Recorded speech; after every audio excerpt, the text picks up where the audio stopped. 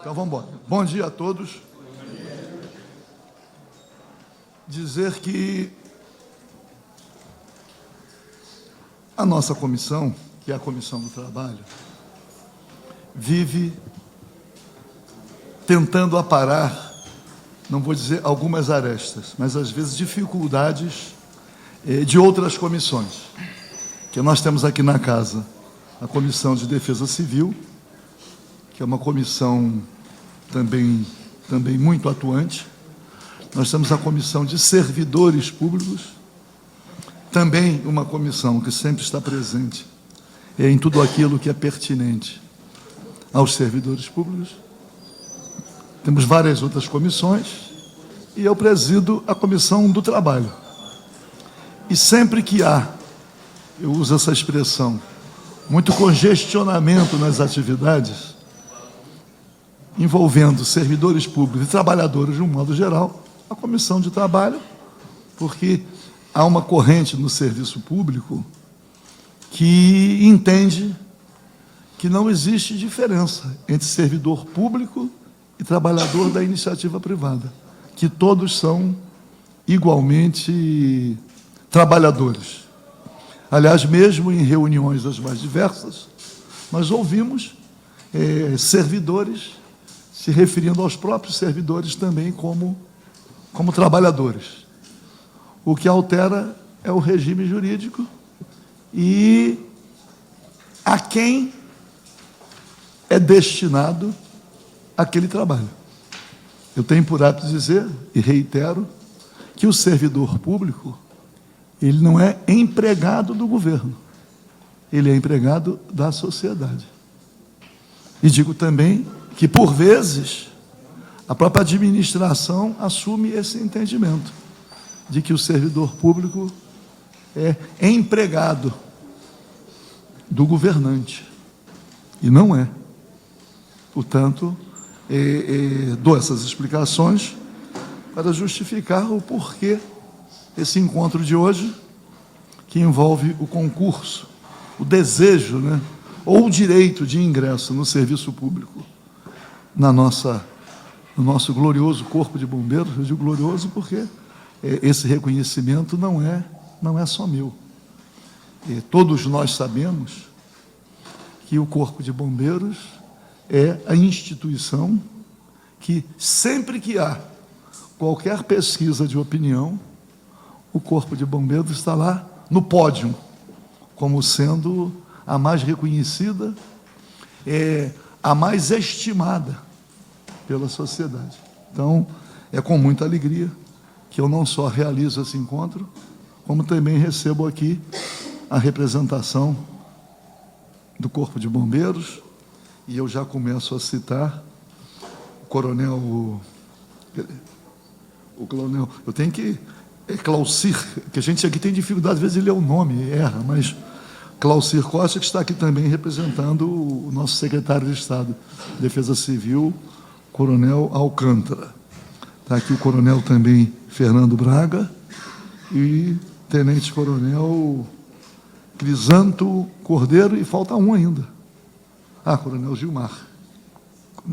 Então, agradecer essa representação expressiva do Corpo de Bombeiros, demonstrando também o próprio interesse da corporação em tratar desse tema. E agradecer também toda Denise Nunes, representando aqui o secretário de Fazenda, ela é superintendente de planejamento, representando aqui o nosso secretário de Fazenda, Gustavo Barbosa, que está aí, nessa linha de tiro,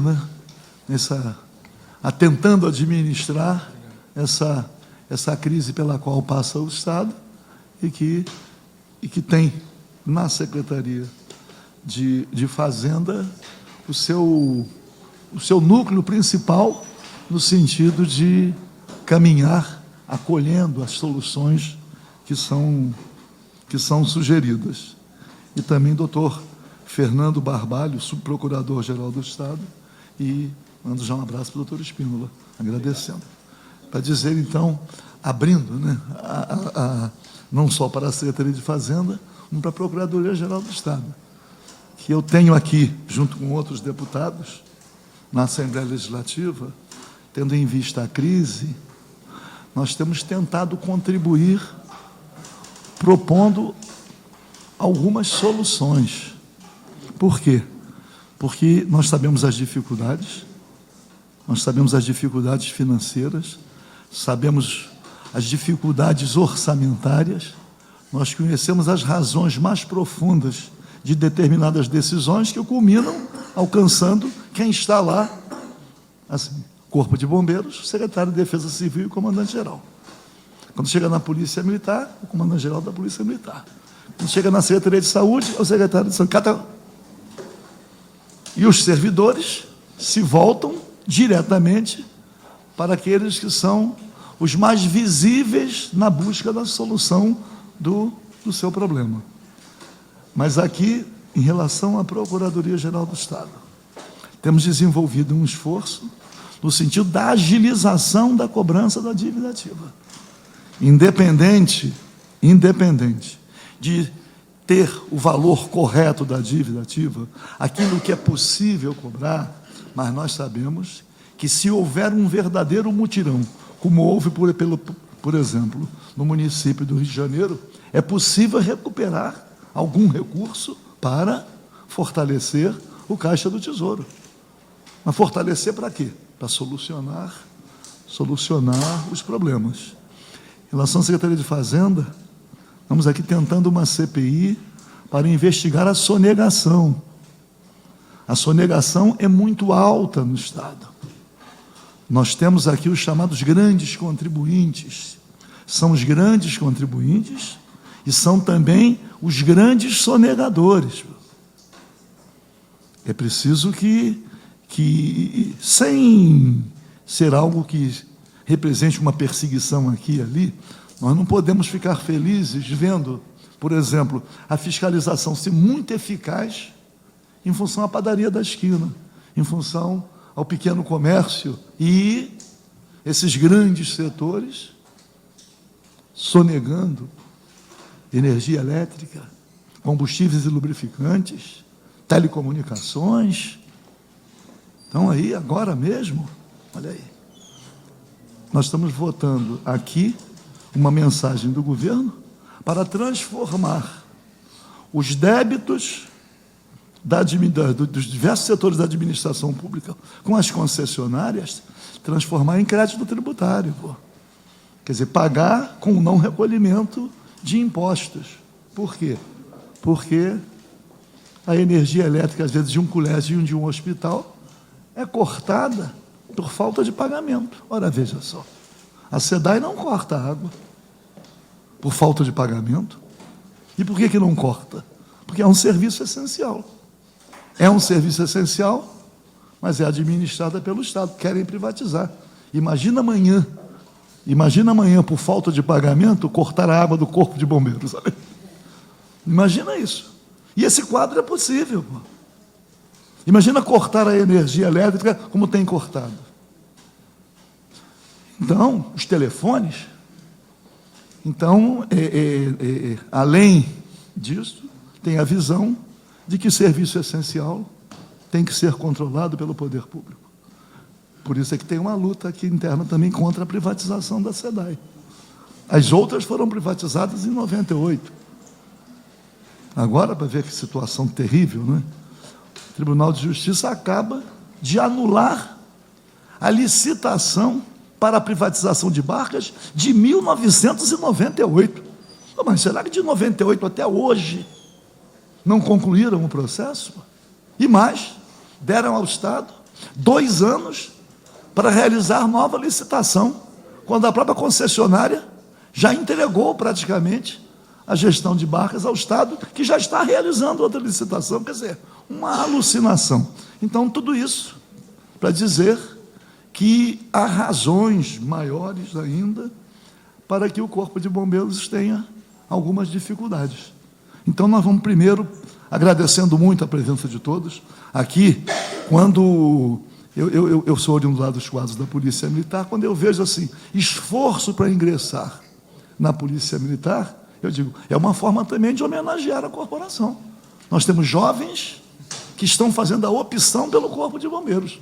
Essa demonstração é a demonstração de quê? É só o desejo de ter um emprego? Claro que não. É um desejo de integrar as fileiras do Corpo de Bombeiros, pelo apreço que tem ao Corpo de Bombeiros. Eu até ontem, foi ontem, não foi anteontem, é engraçado, nem sabia que eu poderia comentar isso aqui. Eu perguntei a duas crianças de 8, 10 anos, o que você quer ser? A primeira opção dos dois, não, eu quero ser bombeiro. Primeiro, eu falei, veja só, né? Então, esse sentimento é o mesmo sentimento que perpassa na alma de todos que estão aqui, já tendo realizado o concurso, pretendendo a admissão. Então, eu vou tomar a liberdade pedindo, que eu sou disciplinado, né? Quando vejo coronel, eu fico logo na posição de sentido, que eu sou major, então eu logo me enquadro. Mas vou pedir permissão para passar a palavra primeiro aos solicitantes desse encontro. Então, vai falar em nome da comissão dos concursados, o Evandro Ferreira. Dizer, e vocês sabem disso, e eu sempre reitero, a audiência pública é um momento de encontro. A audiência pública não é um momento de uma manifestação, não. Aqui é trazer as posições, sempre respeitosamente, de modo a que possamos concluir nossos trabalhos com algum encaminhamento para tentar alcançar algum êxito. Então, Evandro, agradecendo também a todos. Obrigado, senhor presidente. Bom dia, agradecer ao senhor aí. Agradecer, bom dia para todas as autoridades aqui presentes. Eu sou o Evandro, representante da Comissão dos Aprovados do concurso de 2014.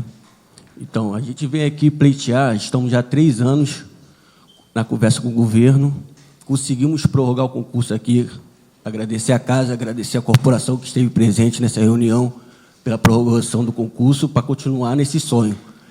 Estamos aqui para pleitear um cronograma a respeito do concurso, porque não temos quando vai chamar se 2017, 2018, já estamos desde 2015. Aí, quando melhorar as finanças do governo, vamos chamar os senhores. Mas não temos uma data. Agora, com esse acordo que foi aprovado até ontem no Senado, da Lei de Recuperação Fiscal, o próprio governador falou nas suas páginas de redes sociais e mídias sociais, na televisão, que vai voltar a investir em segurança pública.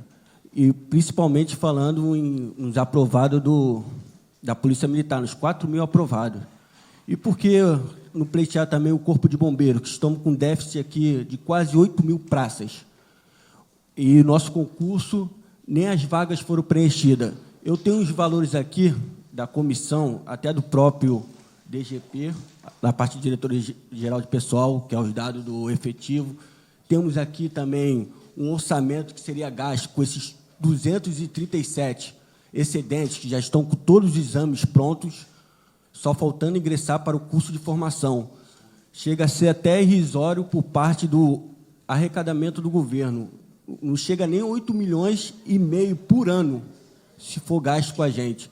E no curso, sabemos que o Corpo de Bombeiro, ele tem um Funerbom, que pode ser também investido nessa parte de alimentação, na parte de cursos, e o governo, que é o principal, que é a parte em relação do pessoal, né, do pagamento. Aí gostaríamos de saber, senhor presidente, e autoridades aqui presentes, sobre um cronograma do concurso, do andamento, entendeu? Porque nós queremos também que continue essa relação de convocação de praça, porque a gente não quer entrar só na corporação pensando só nessa parte nossa. A gente quer o quê? O bem-estar da população, mais segurança pública para a população, porque nós somos investimento de longo prazo, não somos de curto prazo. A gente vai entrar na corporação agora, 30 anos ali abdicando. É que nem o senhor falou, podemos fazer vários concursos federal com salários maiores, concurso municipal, mas não, queremos ser bombeiro, independente do salário, independente do investimento que o governo está fazendo. Sabemos que o governo é passageiro e a instituição é permanente. Então, gostaríamos de saber essa parte, de um cronograma, e se vai ocorrer essa convocação para que nosso sonho continue e poder ingressar nessa corporação maravilhosa que é o Corpo de Bombeiro do Estado Militar do Rio de Janeiro. Obrigado, senhor presidente. Obrigado. Pode aplaudir.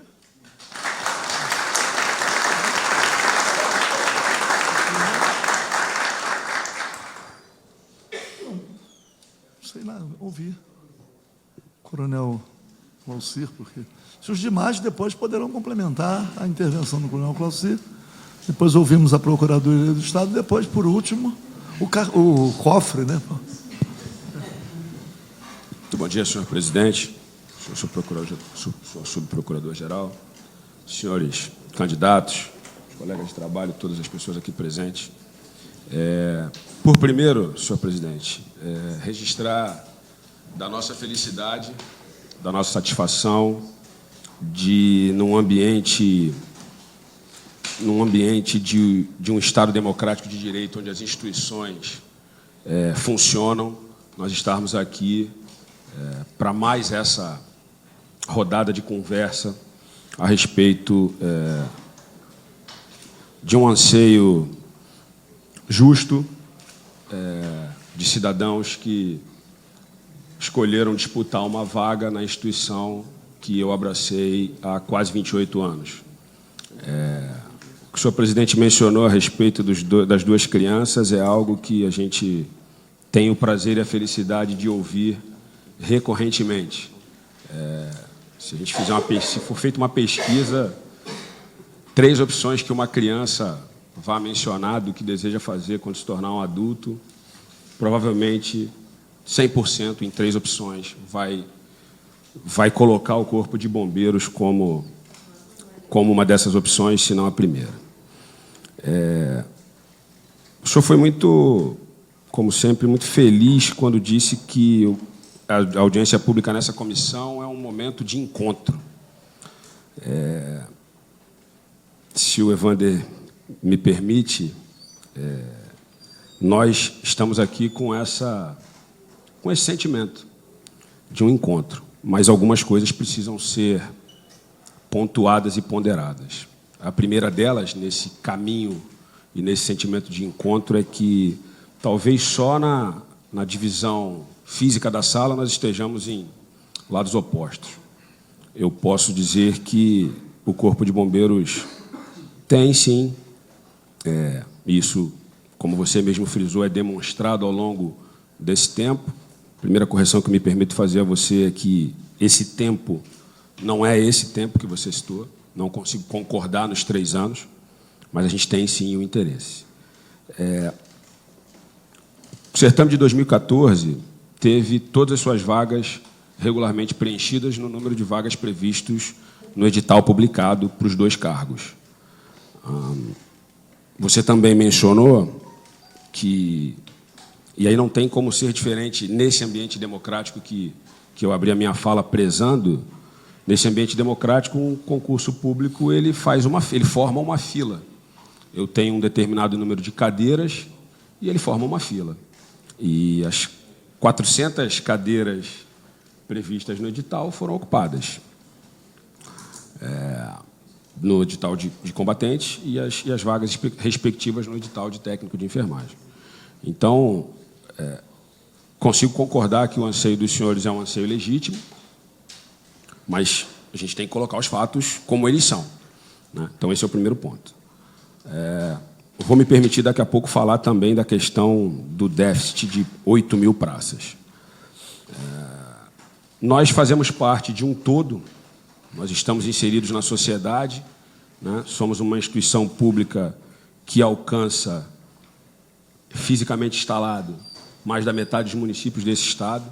Nós atendemos diretamente cerca de 90% da população desse Estado, diretamente, que eu digo, no município onde nós estamos instalados.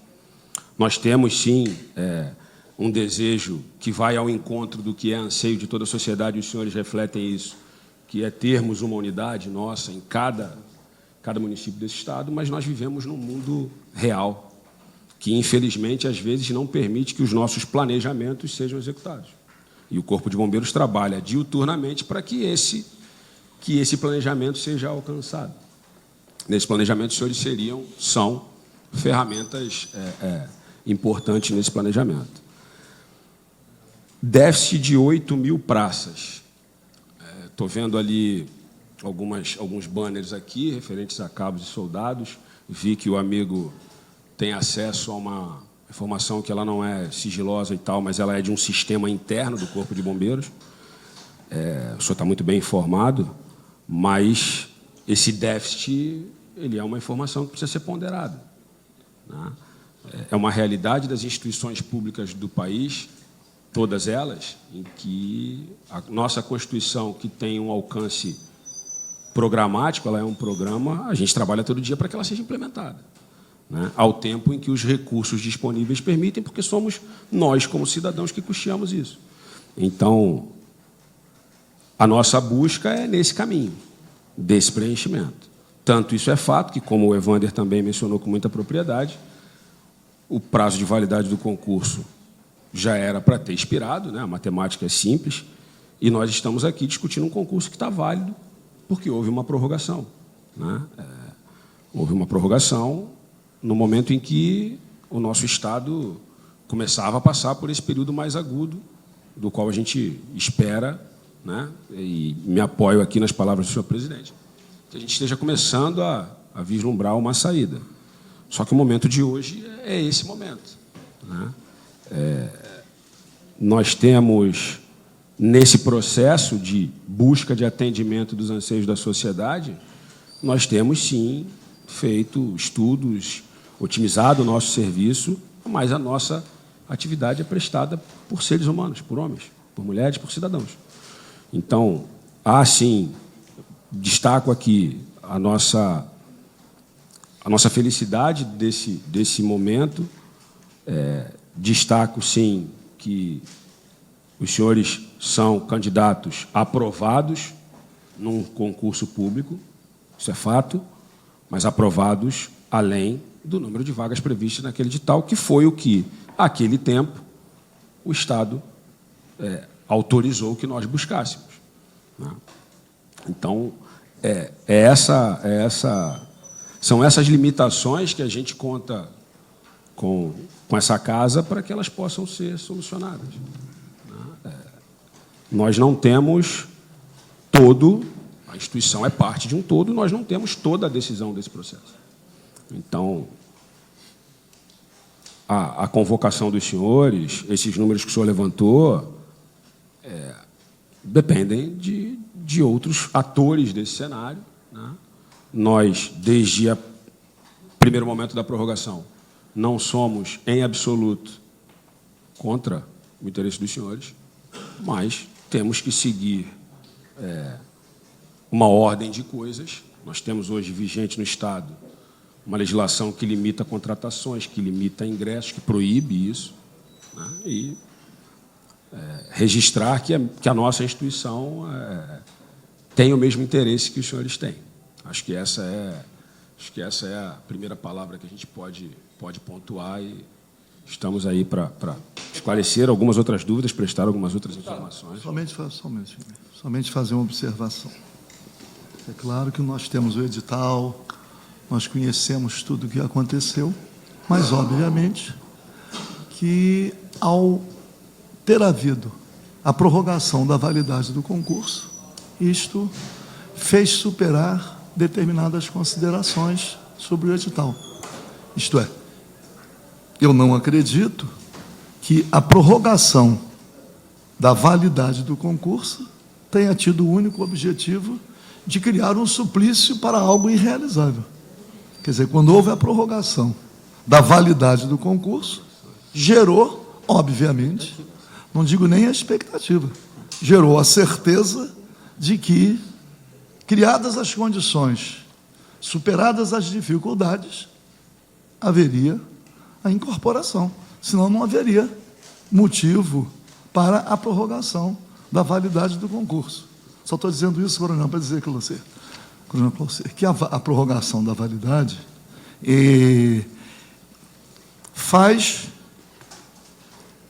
precariza o argumento sobre que houve o preenchimento do número de vagas previstas no edital. Senão, não haveria prorrogação.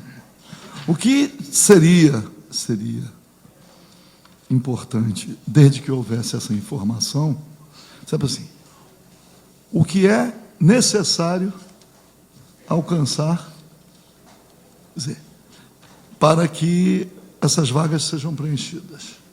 Porque quando o representante da comissão, Evandro, ele põe um número, o que ele quer dizer é que esse número restante é muito pequeno em relação à vaga, à carência de preenchimento do efetivo. É nesse sentido. Não me parece que queira divulgar alguma informação que não seja pertinente. Se tem 8.000 vagas, se o efetivo previsto está muito distante de ser alcançado, não sabemos nem quantos concursos serão necessários para que esse número de vagas seja preenchido. Por que não, tendo havido um número tão pequeno de remanescentes, com um concurso com a validade prorrogada, por que não aproveitar? Seria até, num estado com dificuldades financeiras, uma medida de economia, que um concurso também é muito dispendioso. É só dizer, o que precisa, né, é ficar caracterizado, é que o esforço político que houve para a prorrogação da validade do concurso não seja visto como algo que alcança uma deliberação do comando do Corpo de Bombeiros, como se fosse um conflito por nós, como se a validade fosse algo somente para atender a determinada pressão, se é que houve, e que existe a resistência interna para o não aproveitamento desses concursados. Deputado, vou ratificar minha fala. Não existe resistência, não existe antagonismo. Agora, existe, no Estado Democrático de Direito, um ordenamento jurídico vigente que hoje, na minha função específica de gestor de pessoal, que me impede, hoje, de efetivar essa convocação. A questão que foi levantada e que o senhor pontuou novamente, do déficit de efetivo, o senhor é um parlamentar muito bem informado das nossas questões em particular, é uma realidade que aflige diversas organizações de segurança pública do nosso país, não só de segurança pública, né? Quando mencionei a diferença entre a capacidade de investimento da sociedade brasileira através do Estado lato sensu, e as nossas vontades, é porque isso precisa ser coadunado. Então, nunca houve por parte da administração do Corpo de Bombeiros, e tenho certeza que não foi a intenção do senhor levantar isso, mas nunca houve essa leitura de que a prorrogação do certame é um ato procrastinatório. Nós temos vigente no Estado limitações para esse ato. Eu sairia daqui muito feliz, eu concordo aí, e sem nenhum descuido, né? Quando se fala em números, a gente está falando de pessoas atrás desses números. Nós não enxergamos como só mais 237. Nós enxergamos como 237 eventuais novos bombeiros militares. Nós não estamos falando de número, não estamos diminuindo, não estamos fazendo... Né, depois que o cidadão é aprovado na peneira do concurso e ingressa na casa, ele vai ser um par. Nós vamos dividir uma ocorrência.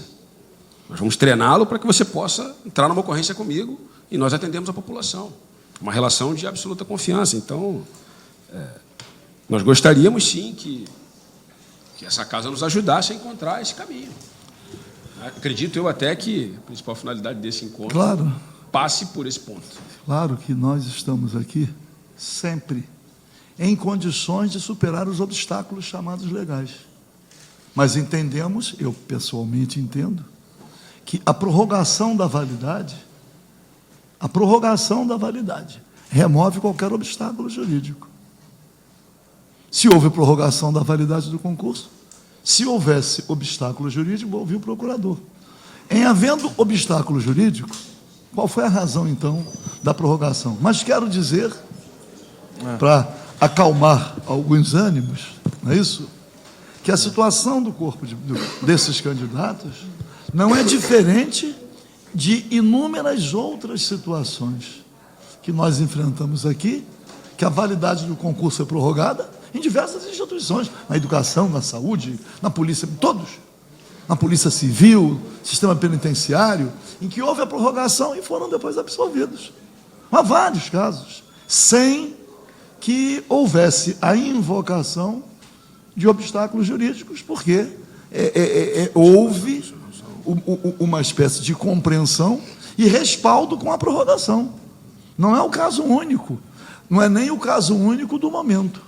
Nós temos outros Nem casos. é o primeiro na nossa história, deputado. Não, O CBMERG já utilizou desta ferramenta para isso. Então, Trazendo só à memória duas datas, o decreto de calamidade data de 8 de junho de 16 e a publicação da nossa prorrogação data de 23 de junho. é isso. Então, Então, nós, instituição, estamos é isso. no caminho, Então, mas temos as nossas Ou limitações. seja, não existe obstáculo jurídico. Aliás, eu não vou entrar no debate do jurídico, né? Porque se nós formos entrar no debate do jurídico, não existe a figura de calamidade financeira prevista na Constituição. A calamidade financeira foi uma invenção brilhante, não é isso? Para tentar contornar as exigências da lei de responsabilidade fiscal em torno do governo. Mas o próprio Supremo Tribunal Federal já conestou, convalidou a existência da calamidade financeira. Isso. A calamidade é na área do bombeiro. Calamidade financeira, não. Mas as calamidades naturais são as calamidades que mobilizam sempre corpos de bombeiros. Não houve o procurador, não é isso?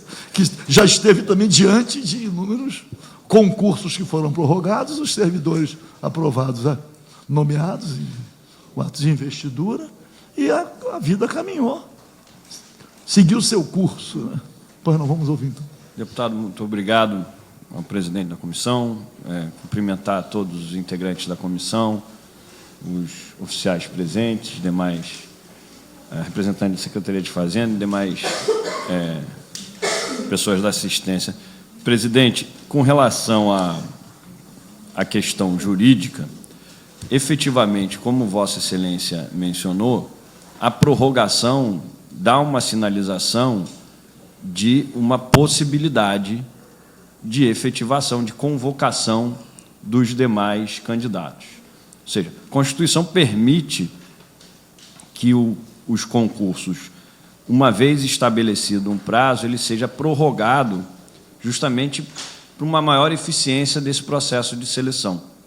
Então, o Corpo de Bombeiros, naquele momento, dentro da equação de necessidade e possibilidade, e eu tenho certeza que o Coronel Claucia gostaria de preencher todas as vagas que existem no Corpo de Bombeiros de uma vez só.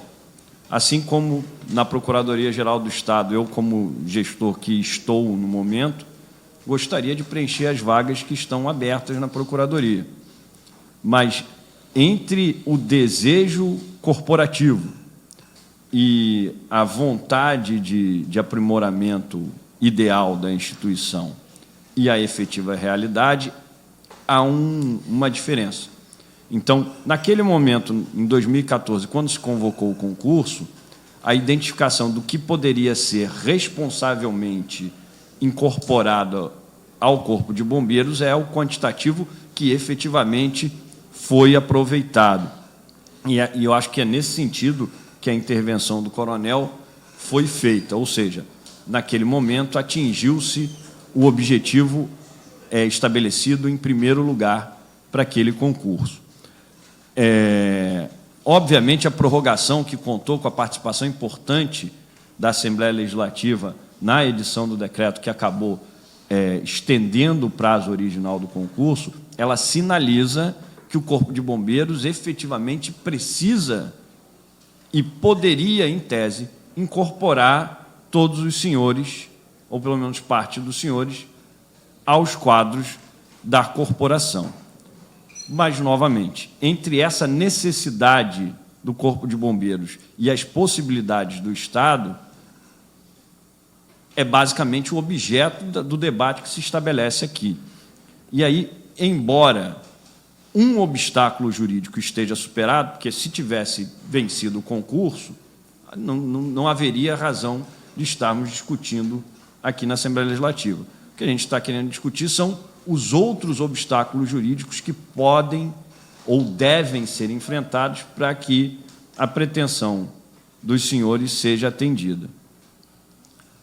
Primeiro, questão das 8.000 vagas. As 8.000 vagas são para o preenchimento completo, e aqui o coronel, você pode me corrigir se eu estiver errado, preenchimento completo de todos os quadros da corporação. E aí, o presidente da comissão, como egresso da carreira militar, também saberá entender que aqui não são só os cargos de ingresso na corporação, tem toda a evolução da carreira militar. Então, dentro desses 8.000, tem toda a evolução que um militar pode ter no quadro de oficiais, no quadro de praças e graduados. Então, essa dimensão, a gente tem que reequacioná-la no tamanho que efetivamente é. Isso não afasta a constatação de que os 237, é esse o número de candidatos aprovados, que os 200... É excedente, que já está com o exame feito. Que os 237 candidatos aprovados não estariam dentro de um quadro de possibilidade de aproveitamento, mas só para a gente realocar o efetivo tamanho. O déficit existe, mas ele não pode ser preenchido só com ingressantes na corporação.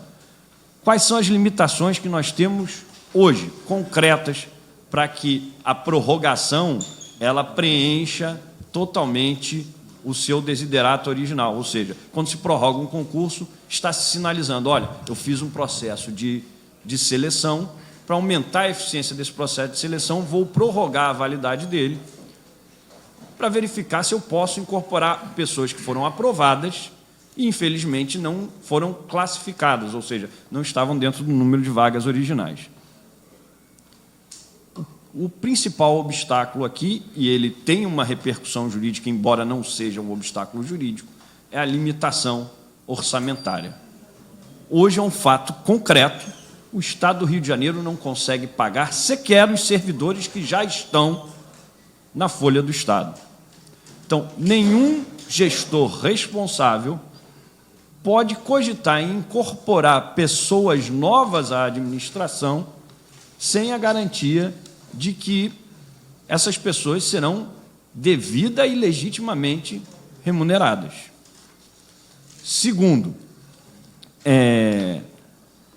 a lei de responsabilidade fiscal impõe ao Estado do Rio de Janeiro, na situação em que o Estado do Rio de Janeiro está, medidas no sentido não só de não aumentar mais a sua despesa, e sim de reduzir as suas despesas. E aí vai se perguntar, mas vai reduzir numa área sensível, como a da Defesa Civil, que é atendida por esse concurso? Há necessidade, e aqui talvez seja o ponto de partida, ou mais um ponto na longa caminhada que já vem sendo trilhada pelos candidatos, ao lado do Corpo de Bombeiros, como bem disse o coronel, e ao lado da Assembleia Legislativa, que é o órgão com competência constitucional para veicular esses anseios da sociedade, no sentido de enquadrar esta situação peculiar do concurso de vocês na agenda de prioridades que terá que necessariamente ser discutida pelo Estado do Rio de Janeiro daqui por diante. Ou seja, a prorrogação do concurso é efetivamente uma sinalização de que o Corpo de Bombeiros precisa dos senhores, mas o fato de precisar da recomposição dos seus quadros não acarreta necessariamente uma possibilidade desse aproveitamento. E o trabalho que o Estado e que o governo, seja ele qual for que estiver à frente do Estado, porque o governo acaba o mandato do atual governo acaba em 2018, mas, como o próprio presidente da comissão, o próprio coronel falou e o próprio deputado mencionou, os governos passam e o Estado deve permanecer. E o que se busca aqui é justamente uma estruturação que viabilize uma permanência estável dos quadros do Estado. Então, a Lei de Responsabilidade Fiscal impõe ao Estado do Rio de Janeiro medidas para redução de despesas, mas, ao mesmo tempo, o Estado efetivamente sinalizou que há uma possibilidade de nomeação, desde que superadas essas limitações orçamentárias. Hoje, o Estado do Rio de Janeiro ultrapassou o limite de gastos com pessoal, ultrapassou os seus limites de endividamento. Então, medidas deverão ser tomadas e serão tomadas com o indispensável concurso e debate da própria Assembleia Legislativa, no sentido de redirecionar o Estado e rediscutir suas prioridades. Então, a própria realização dessa reunião aqui perante a comissão e os próprios trabalhos que vêm sendo feitos há alguns meses ou anos em torno desse concurso são no sentido de tentar enquadrar esse concurso nessa prioridade. Então, a Lei de Responsabilidade Fiscal hoje não permite ao Estado do Rio de Janeiro assumir esse novo compromisso. Uma notícia auspiciosa de ontem é que o Senado finalmente aprovou o Plano de Recuperação Fiscal do Estado do Rio de Janeiro, que, para ser implementado, dependerá de medidas complementares a serem votadas soberanamente pela Assembleia Legislativa. Então, só a partir da implementação desse acordo e do retorno do Estado do Rio de Janeiro a uma normalidade orçamentária é que vai poder se discutir a possibilidade de um cronograma. Eu eu sou subprocurador-geral do Estado desde novembro, mas antes, e o deputado falava de questões de pessoal, eu tive a oportunidade de ser chefe da Procuradoria de Pessoal, que é a que trata da relação entre o Estado e seus servidores e entre o Estado e quem aspira a ser servidor, porque todas as questões de concurso estão lá também, durante 3 anos e meio. E, por conta dessa experiência, eu sou o subprocurador-geral responsável pela área de pessoal na Procuradoria-Geral do Estado. E tenho participado de vários dissídios de greve no Tribunal de Justiça. Várias categorias, Secretaria de Administração Penitenciária, o PRODERJ e outras categorias importantes do Estado têm comparecido ao TJ, ao Tribunal de Justiça, no sentido de ver respeitado seu direito à remuneração regular e etc., e o que sempre é perguntado e indagado a mim, como representante do Estado naquelas horas, é como nós vamos restabelecer a normalidade, a regularidade da remuneração, da retribuição devida legalmente pelo Estado. Eu sou procurador do Estado há 16 anos. Como os senhores, eu passei pela agrura, como o deputado Paulo Ramos, como todos os coronéis que estão aqui, eu passei pela agrura de fazer um concurso público. Eu sei o projeto de vida que se empenha na realização de um concurso público. Justamente por conta disso, eu não posso ser irresponsável e prometer algo que não seja de execução viável. Hoje, não há possibilidade do estabelecimento de um cronograma que efetivamente seja verificável, que se dê para garantir que, a partir de determinada data, será reiniciada a convocação e a nomeação de candidatos. O que hoje, se eu viesse para os senhores, eu estaria sendo irresponsável e leviano perante o presidente dessa comissão, ao dizer, não, vamos fazer um cronograma e, a partir do mês tal, os senhores começarão a ser convocados. Não é assim que se trata com pessoas que empenharam sua vida num projeto nobilíssimo de servir a população. Então, o que se precisa fazer é, a partir dessa situação em que o Estado do Rio de Janeiro começa a se preparar para o retorno a uma normalidade orçamentária, a uma estabilidade orçamentária, efetivamente incluir o assunto do concurso de vocês na pauta de prioridades que vai passar a reger o Estado do Rio de Janeiro. Partir não de hoje, a partir já de algum tempo, o que vai caber à administração pública, chefiada pelo governador, em conjunto com a Assembleia Legislativa, é discutir uma pauta de prioridades em que, por exemplo, o senhor falou em 8 milhões de despesa para a admissão dos senhores.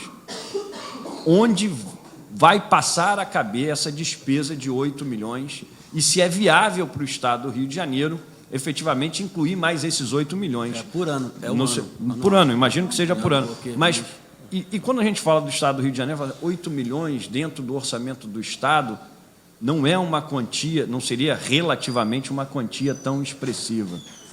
Mas, assim, a instabilidade que hoje o Estado passa, por vezes o Estado não tem acesso a 8 milhões na sua conta devido a inúmeros arrestos, restrições de mobilização de recursos. Então, senhor procurador. Só concluir que aí eu... Então, nesse sentido, objetivamente, a prorrogação, como bem salientou o presidente, ela supera, ela afasta o obstáculo jurídico do prazo de validade. Agora nós temos um novo marco temporal para tentar a nomeação dos senhores. A própria corporação reconhece a necessidade de absorção de novos quadros, mas entre essa necessidade e a possibilidade de admissão, demanda um reenquadramento orçamentário do Estado do Rio de Janeiro, não só na sua capacidade financeira geral, mas principalmente na questão dos limites de gasto de pessoal. O Estado do Rio de Janeiro terá que fazer um esforço, e somente após esse esforço pode-se cogitar de novos ingressos. Agora, evidentemente, a área sensível que é representada pelo Corpo de Bombeiros, como é a área atendida pela Polícia Militar, como é a área atendida pela educação e pela saúde, são áreas de atendimento prioritário. Obviamente, esses processos de seleção estarão na frente na lista de prioridades. Agora, a medida em que ela poderá ser atendida só vai poder ser estabelecida a partir do momento em que o Poder Executivo e a Assembleia Legislativa tiverem já trabalhando juntos na readequação de todas as limitações orçamentárias e a inclusão dessa prioridade. Então, objetivamente, não há como se estabelecer responsavelmente um cronograma. Não há uma rejeição imediata ou a priori com relação à admissão dos senhores na corporação. O que há é uma limitação de cunho real. Não há dinheiro para a admissão de novos servidores neste momento.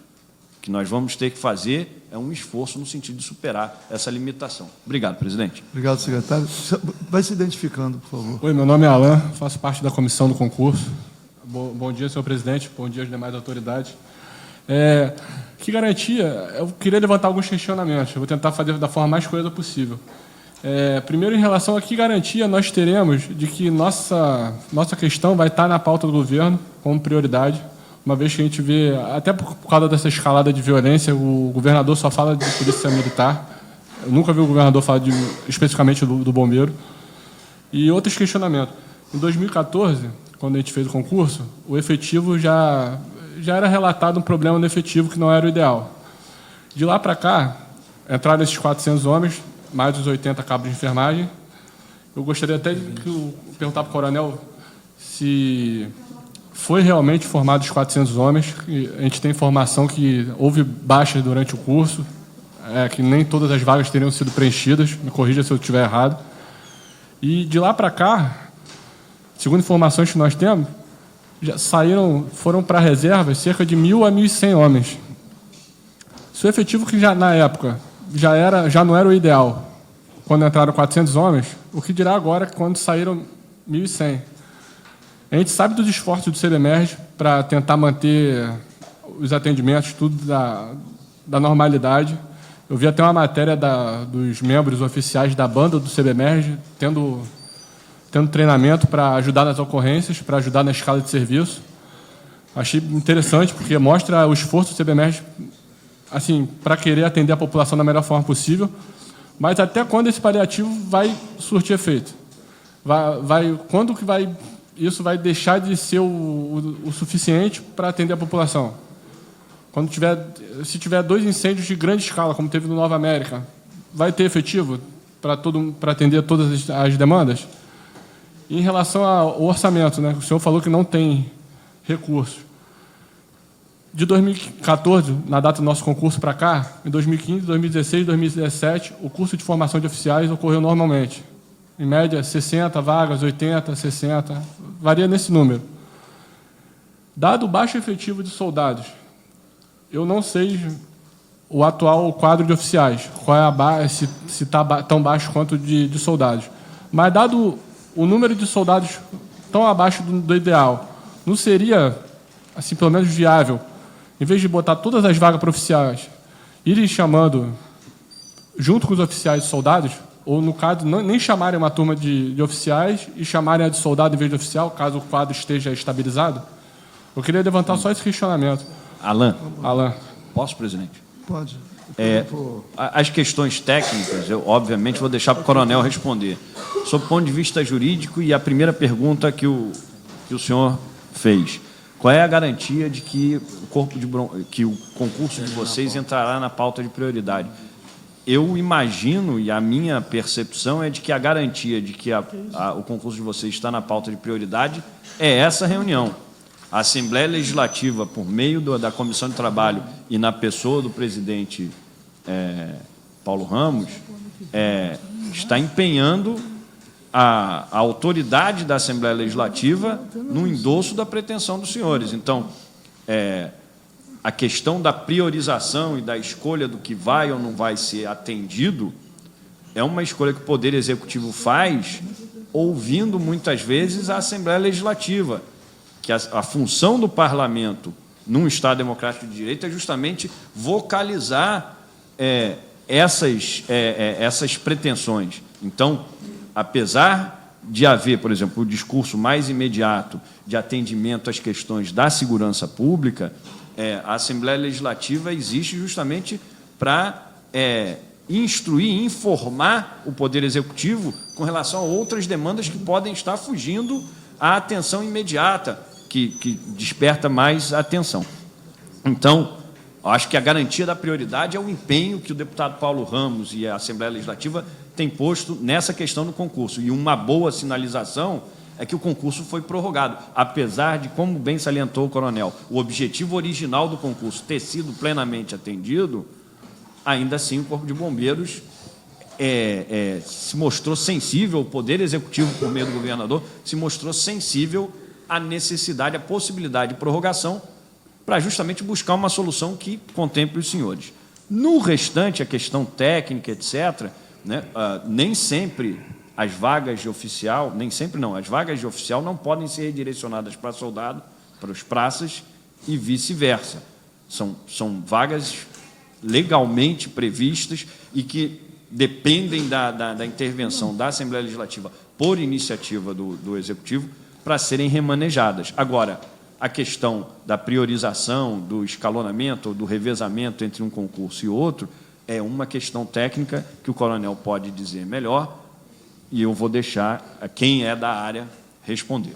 Obrigado, Deixa eu fazer presidente. uma intervenção para manifestar uma compreensão sobre a intervenção da Alan. Pois é um exemplo que houve na Polícia Militar. A Polícia Militar enfrentou um problema de promoção. E aí aconteceu o seguinte: como a hierarquia presume que em cada posto ou graduação nós tenhamos as funções inerentes, a Polícia Militar chegou ao ponto de não ter soldados e ter sargentos. E aí o que acontecia? Nós víamos o sargento sendo o motorista na patrulha e o soldado sendo o patrulheiro. Estou dizendo para dar uma interpretação, porque quando fala em pirâmide, não há, da parte dele, eu tenho certeza disso, o objetivo de estabelecer um confronto entre se admite oficiais, se admite se admite praças. É para dizer o seguinte: se porventura não tem o preenchimento de vagas na base da pirâmide, e na medida que vai subindo na pirâmide, vai preenchendo as vagas, daqui a pouco não vai ter, e assim, num delírio, né? Não vai ter a quem comandar. Não vai ter tropa. É nesse sentido, não é no sentido de criticar. Eu quero dizer isso, sabe por quê? Porque eu, no último sábado, agora, 13 de maio, que era aniversário da Polícia Militar, tive a alegria de voltar lá na academia, na escola de oficiais, e verificar que o curso de formação de oficiais foi recuperado. Não teve concurso para oficiais nos últimos anos, 2 anos. Chegamos lá, só tinha o primeiro ano recebendo espadinho. Quer dizer, o que é uma grande derrota quando se fala em qualificação de profissionais na área da segurança pública. E aí eu falei, veja só, né? Cheguei lá para presenciar, até fiz uma homenagem pessoal ao atual comandante-geral da Polícia Militar e ao secretário de Segurança. Como é que pode isso, pô? Como é que... E seria a mesma coisa transferir a formação de soldados para qualquer outro curso de qualificação profissional, formação técnica. E quero dizer uma coisa, para alertar. Nessa perspectiva de Estado mínimo, isto não está longe de acontecer. As instituições que formam os seus quadros, como Polícia Militar e Polícia Civil, de repente, perderem isto. Já na Polícia, já tem curso de graduação em segurança pública. Qualquer dia ingressar nos quadros da Polícia Militar, já não haverá a exigência da formação interna. O Estado abre mão dessa responsabilidade, transfere para a iniciativa privada e já faz o concurso com a qualificação. Olha aí. E mais, e aí vou me referir a uma coisa que eu tenho certeza, que tenho conversado com alguns, que é a preocupação do Corpo de Bombeiros.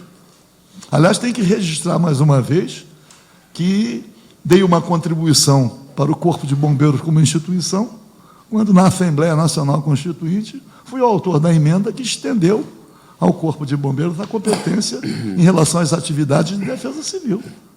Está lá. E as atividades de defesa civil. Essa expressão que está na Constituição, esse acréscimo, foi de minha autoria. Até conversei com o Coronel Dias outro dia, e ele estava lá acompanhando sempre, representando aqui o comandante do Corpo de Bombeiros, especialmente junto também com o comandante do Bombeiros lá de Brasília, Coronel Paulo José, com o Major Serafim, estavam lá no meu calcanhar, porque a gente é instrumento, né?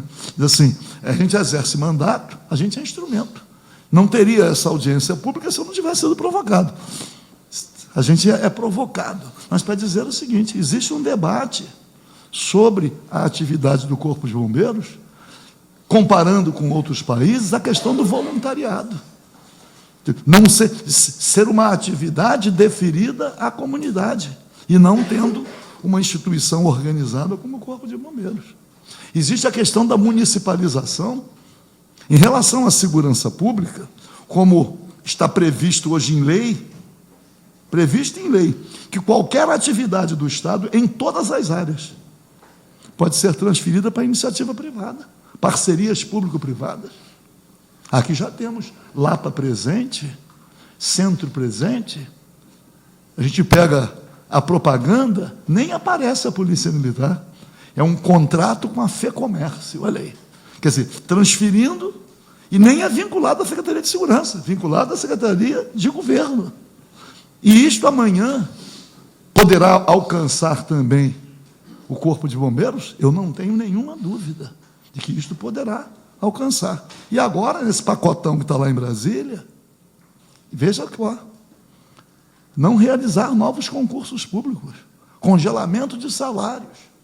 Então, na verdade, a partir da sanção daquele acordão, que eles falam que é lei de recuperação, aquilo não é lei de recuperação. Aquilo, ao contrário, aquilo é uma deliberação que caminha para a afirmação do Estado mínimo. Como é que pode ter um acordo em lei feito pelos governos estaduais e o governo federal, com patrocínio do Supremo Tribunal Federal, que é o despacho do ministro Luiz Fux.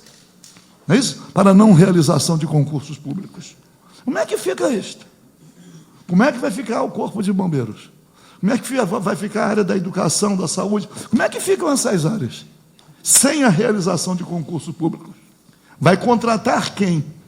Vai transferir para quem as responsabilidades? Então, embora possa parecer uma coisa longínqua, já está acontecendo. E está acontecendo em todas as áreas. Então, eu faço esse tipo de observação, por quê? Porque nós também estamos tratando de um caso aparentemente específico, isolado, mas que está inserido num projeto mais amplo, que continuadamente vem ocupando espaço. Pô. Vem ocupando. Eu já falo até que não é nem Estado mínimo, é Estado nenhum. Qualquer dia governar vai ser ter um gabinete. Assina, transfere o recurso para ali, transfere para cá, transfere para ali. Nós aqui estamos começando a votar as diretrizes orçamentárias. No final do ano vamos votar o orçamento. Já cuidamos de apresentar nas diretrizes orçamentárias uma iniciativa que já vai ser aprovada para resguardar esses concursos. Mas, falei para ela me trouxe aqui me lembrando, eu não quero tratar das coisas para o ano que vem, porque está muito longe. Está muito longe. Nós temos aí nesse caminho muita coisa para acontecer. A gente imagina, e aí vem isto. Quando o procurador falou sobre sancionado lá o que nós vamos votar aqui, existe uma reação muito grande sobre o que nós vamos votar aqui.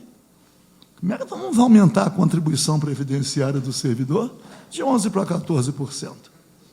Quem paga 27% no imposto de renda, 14 mais 27, 41, daqui a pouco vai receber o quê? E para quem é mais antigo, quando o coronel falou quantos anos? 28? Então, eu completo, estou caminhando para 54 anos de polícia militar, para dizer o seguinte: pagávamos 5%, passamos a pagar 7%, passamos a pagar 9%, agora eu sempre paguei 11%. Aí passou. Eu sempre paguei 11%. Não, porque é jovem, é isso, para demonstrar, não estou tentando demonstrar como o servidor público vem sendo alcançado em seus direitos. A precarização, e mais 11%, e tem que pagar mais para a saúde. Se não recolher lá para o fundo de saúde, não tem um atendimento. Aí 11%, passa para 14%, se olhar o fundo de saúde, o que significa? Chega a 16%, daqui a pouco, aí o Estado fica vendendo plano de saúde. Pô. O que eu estou dizendo é que os direitos dos servidores vêm sendo precarizados. Mas a última intervenção, me parece, né, complementando com essa informação, de que no pacotão lá, está lá a proibição da realização de concurso público, em cima da lei de responsabilidade fiscal, e dizer, e é preciso também recuperar isso na memória, a lei de responsabilidade fiscal já foi um caminho para o Estado mínimo. Claro que é possível, mas só para o Estado mínimo? Ninguém pode gastar mais do que ganha, isso é óbvio. Mas sabe quanto o governo federal pagou de juros da dívida pública em relação a 2016? Não é isso? Quando o governo paga mais de 500 bilhões, só no último mês, pagou 46 bilhões de juros da dívida. O superávit primário, isso é para quê? Para atender os interesses da banca, dos rentistas, como falam alguns, do capital financeiro, em detrimento de quê? Em detrimento dos interesses maiores. Por que os banqueiros, os credores da dívida, impõem uma política de gastos públicos em homenagem aos juros? Então, dizer que vários países, a começar pelos Estados Unidos da América do Norte, em determinado momento, deram calote. Deram calote. Devo, não nego, pago quando puder. Então, estou dizendo que há questões mais gerais que, embora não sejam o objeto da nossa audiência pública, mas que estão aí pairando sobre os conflitos que nós acabamos tendo que administrar. Eu estive lá visitando o hospital do Corpo de Bombeiros. Fomos lá visitar, para ver o esforço que é com os meios disponíveis. O Estado desconta e não repassa. Mas não repassa nem a contrapartida. Não repassa o que é descontado em folha. E aí? Aí chega lá, quem está dirigindo lá o hospital é quem enfrenta, quem vem receber o atendimento. Quem vem. Aí uma parcela já deixou de, não quis contribuir para a saúde, que tinha direito à saúde. Saúde era um direito. Aí, o hospital fica, eu atendo a quem? Já não posso atender a quem não contribui. Aí fica aquele sofrimento interno, porque eu acredito nisso. Quem está lá dirigindo, chega lá o sujeito com problema de saúde, mas não tem direito. Não está contribuindo para o fundo. Como é que resolve? Aí limita familiares, tem que ser isso, tem que ser aquilo. Começa a ver. Quem está na ponta lá é que tem que, como é que se diz? Ficar toreando, né? Toreando. Mas o que eu quero deixar estabelecido mesmo, não existe obstáculo legal. O obstáculo que existe é uma situação momentânea, não é isso? Financeira, espera-se, não é isso? Que uma vez caminhando para a superação, pode ser, e caminha para a superação. Pode não caminhar para a superação com a aprovação daquilo que o Poder Executivo propõe a ser votado na LERJ. Pode caminhar para a solução a partir que já foi iniciado um esforço para agilizar a cobrança da dívida ativa. Então, isso é um passo importante. Se a dívida... Se agilizar a cobrança, já vai ter uma... Eu, inclusive, quero dizer, estive lá na Procuradoria e fui lá cheio de reivindicação e até de acusação. Falei, Procuradoria não cobra. Chego lá, me reunia com os procuradores. Diz assim, tudo bem, mas só tem uma serventia. Exatamente. Só tem uma vara para cobrar a dívida ativa. Se colocar duas, se colocar três, aí tá bem. Vamos lá no tribunal. Nós estamos aqui, como é que se diz? Cada um tentando dar. Agora, fomos lá, já começou. Aprovamos aqui uma comissão de parlamentares para acompanhar, até para ajudar. O apoio da Assembleia Legislativa é capital. Eu, por exemplo, conversei com o presidente do Tribunal de Justiça, porque eu verifiquei uma coisa ali, vai ver como é que as coisas vão se somando em homenagem à solução dos problemas. Porque é para solucionar os problemas. Eu fiz um pequeno levantamento de devedores do Estado que, simultaneamente, são credores da União. Conversei, falei, será que já... O presidente do tribunal falou, não, a legislação já protege fazer essa compensação. Não sei, estou dizendo como é que as coisas... Então, o que é preciso ficar, pelo menos, claro, primeiro, não existe um obstáculo legal considerando a validade do concurso. Quer dizer, criadas as condições favoráveis, ou condições financeiras, ou exigências da própria instituição para a complementação dos seus quadros. Daqui a pouco diz assim, olha, não podemos mais. Lembrou aqui, já colocamos os músicos, já colocamos... Agora não tem mais como colocar. Como é que isso caminha? Então, é para dizer que nós vamos aqui aparando... Mas eu vou preservar o coronel primeiro para ouvir a representante da Fazenda, para dar um intervalo, né? Para dar uma... Então, a Denise, que está aqui, para falar do dinheiro, porque a Fazenda está lá, em que situação, não é isso? Articulando o quê? Eu estou, inclusive, tinha marcado hoje com o secretário, que eu quero conseguir uma participação de alguns setores, no sentido de nós podermos ter aqui uma CPI sobre a sonegação fiscal, pô. A sonegação. Como é que o Estado está pagando, se propondo a pagar as suas dívidas com as concessionárias de serviço público? Através de crédito tributário? Mas também, por que não vai verificar a sonegação? Verificar, pô. Não sei por que resiste. Diz assim, por que? Diz assim, é uma coisa óbvia, mas que encontra o obstáculo. E o obstáculo vem da onde? Da força política das concessionárias. Porque se houvesse a verdade fiscal, uma concessionária dizia, não, eu quero que verifique, sim, eu vou demonstrar que eu estou recolhendo regularmente meus impostos. E não resistir a que haja uma verificação. E aí como é que fica? Aí tem os auditores fiscais da Fazenda, viram um bolo, mas é preciso.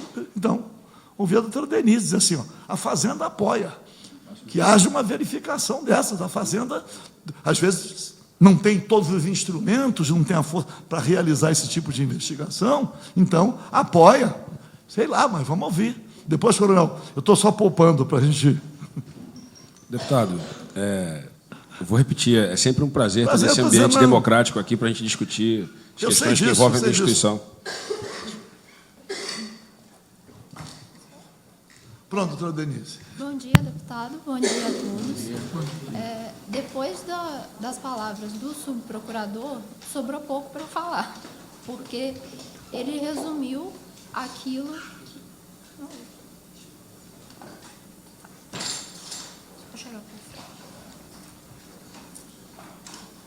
Porque ele resumiu basicamente aquilo que eu poderia falar. Quanto à questão da receita, realmente a gente está enfrentando uma situação, acho que sem precedentes. Eu sou muito nova no Estado ainda, eu estou há apenas 4 anos no Estado, mas nesses 4 anos eu nunca tinha visto nada parecido. E eu trabalho com pessoas que estão há muitos anos no Estado e elas relatam que realmente a situação está muito, muito precária, que elas não se lembram de ter passado por situações tão difíceis, apesar dos altos e baixos que sempre acontecem. Lá na Secretaria de Fazenda, eu trabalho na Subsecretaria de Gestão de Pessoas. Então, infelizmente, quanto a essa questão do... E aí, a Cefaz tem esse dinheiro? Eu não posso responder sobre isso, porque eu não trabalho com essa parte de receita. Eu posso garantir, sim, como eu trabalho muito próximo à folha de pagamento, eu vejo a luta mensal, mês após mês, para conseguir pagar a folha de pagamento. Então, a situação, todo mundo sabe, é muito difícil, a situação financeira e orçamentária. E o subprocurador levantou todos os pontos que eu poderia levantar, e que eu resumiria, basicamente. O que pode ser feito nesse momento, o CBMERG fez, que foi a prorrogação do concurso. Porque a gente sabe que agora seria uma total irresponsabilidade convocar mais candidatos num momento em que a gente está tendo extrema dificuldade para pagar a folha que a gente já tem de servidores. Mas o que a gente pode fazer nesse momento? Prorrogar o concurso, e foi a atitude tomada. Porque todos nós temos fé que isso vai melhorar. Em algum momento, isso vai melhorar. Não só a situação do Estado do Rio de Janeiro, como de todo o país. Então, assim, eu não tenho muito o que acrescentar. Ele colocou os pontos principais, que foram a questão da prorrogação do concurso e a questão da LRF, que a gente precisa hoje também ver tudo que está previsto na LRF, e, enquanto parte técnica da Subsecretaria de Gestão de Pessoas, eu posso corroborar o que ele colocou, que se hoje, mesmo que o Corpo de Bombeiros tivesse a iniciativa de encaminhar à minha subsecretaria um processo pedindo a convocação de candidatos, a gente teria que apontar tudo isso que foi colocado aqui. O processo seria devolvido para eles com todos esses questionamentos. Como que está a questão, principalmente, da LRF, como que está a questão orçamentária. Então, assim, a gente vive um momento muito complicado, de fato. Mas eu acredito que, sem dúvida nenhuma, a área de segurança como um todo, não só a Polícia Militar, mas também o Corpo de Bombeiros, também os inspetores de administração penitenciária, eles são, sim, prioridade do governo, porque são funções essenciais.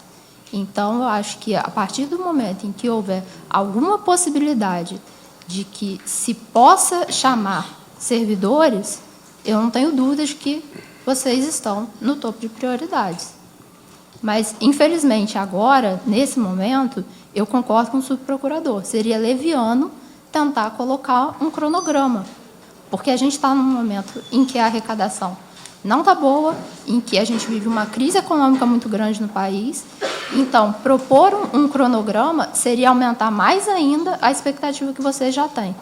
Então, acho que, nesse momento, o que poderia ter sido feito, foi feito. Acho que isso é importante colocar também. Eu gostaria de uma parte, deputado.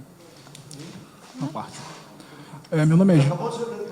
Sim, já encerrei. Meu nome é Jefferson, eu sou Jefferson Lessa, eu sou excedente do quadro de auxiliar de saúde do Corpo de Bombeiros.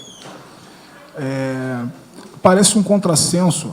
Bom dia, deputado, bom dia a todos os oficiais aqui e todos os representantes de cada... Enfim, eu gostaria de falar aqui o seguinte. Nós tivemos a prorrogação do concurso, como foi mencionado aqui algumas vezes, e é importante dizer que a prorrogação do concurso não foi um ato de voluntário do comando do Corpo de Bombeiro. Nós conseguimos a prorrogação do concurso com muito custo, batendo em muitas portas, e com muita dificuldade conseguimos nos reunir com o presidente do Pisciani e com o staff do CBMERG. Nós vamos continuar batendo nas portas que forem necessárias.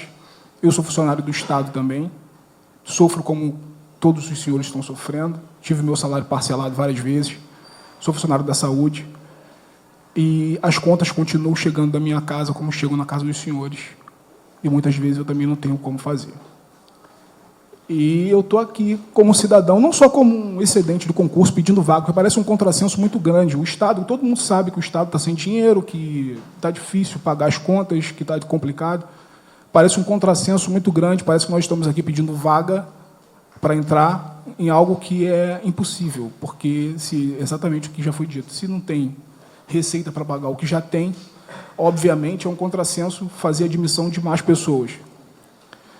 Entretanto, nós não vemos esforço algum do CBMERG falar sobre isso na mídia. A gente vê a Polícia Civil, junto com os excedentes, eles falam sobre a falta do déficit. A gente vê a Polícia Militar na mídia falando sobre a falta, sobre toda a dificuldade que é enfrentada. É lógico, não há como comparar o tamanho da Polícia Militar, o tamanho do CBMERG, mas a gente não vê em momento algum o Corpo de Bombeiro lançar nota a respeito disso. A gente não vê a boa vontade nesse sentido do CBMERG com a gente. A gente sempre teve muita dificuldade de ser recebido pelo comando. A gente teve com muita dificuldade, conseguimos a reunião com o Coronel Alcântara e o staff, nós até agradecemos. A partir daquele dia, depois de um pedido do deputado Pisciani, é que foi prorrogado o nosso concurso. Então, que isso seja dito aqui. A prorrogação do nosso concurso não foi um ato voluntário do comando do Corpo de Bombeiros. A prorrogação do concurso foi um ato de muito esforço dos excedentes, que batemos nas portas certas e, graças a Deus, as portas foram abertas e estamos aqui podendo lutar pelo que a gente tem direito, sim. O Corpo de Bombeiro, em 2011, estava em primeiro lugar em todas as corporações do Brasil.